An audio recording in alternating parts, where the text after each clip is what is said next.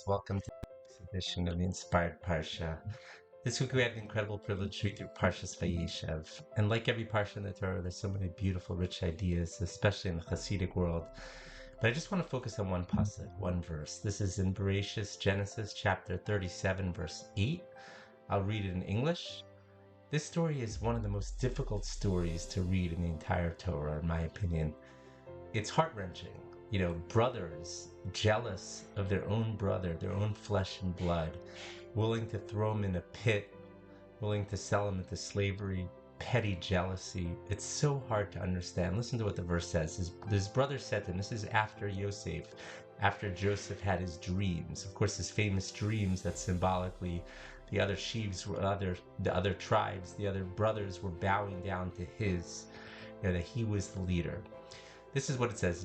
Again, this is in Parshas chapter 37, verse 8. And his brother said to him, shall you reign over us? Shall you dominate us? And they hated him even more because of his dreams, because of his words. What is this supposed to mean? These were great people. We look at the Shvatim, the leaders of the tribes. They were incredible giants of people. How could they be filled with such rage, such hatred at their own brother? So the great tzaddik of Levi Yitzchak of Berditchev gives a beautiful insight, and you could even see it in the words.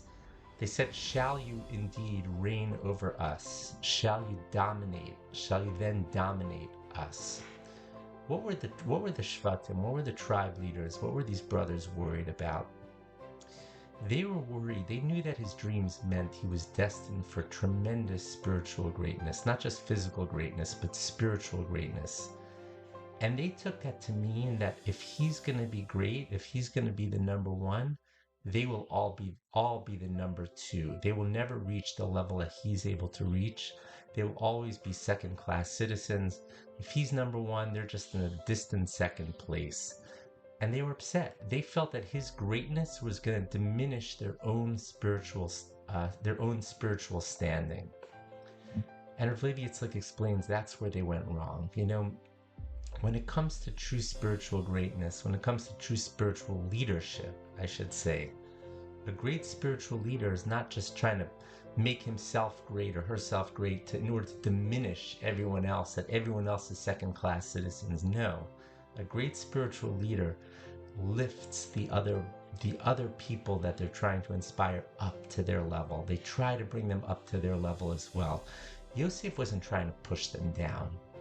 He was saying, yes, I'm destined for greatness, but through that, I'm going to be able to lift all of you up. At the end of the story, we all know what happens. And of course, to a certain extent, Yosef did exactly that. When he confronted his brothers, they recognized what they did wrong. They were ashamed. They were embarrassed.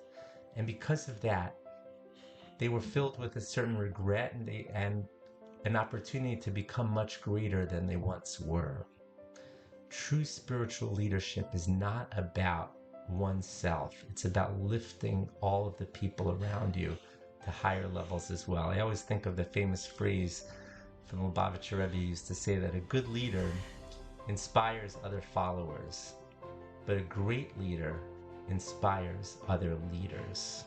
A great leader creates other leaders. Yosef was not trying to diminish his brothers in any way. He was trying to lift them up and say, I am one day going to be able to help you reach greatness. But they didn't see that, and that's where they went wrong. They thought he was just going to be diminishing their standing. So the message again is to understand what great leadership is. Great leadership is the ability to lift everyone else around us together with us. I always like to end with a bracha, with a blessing. All of us should take this lesson to heart. We all have potential to become great leaders. We all have leadership capabilities inside of us.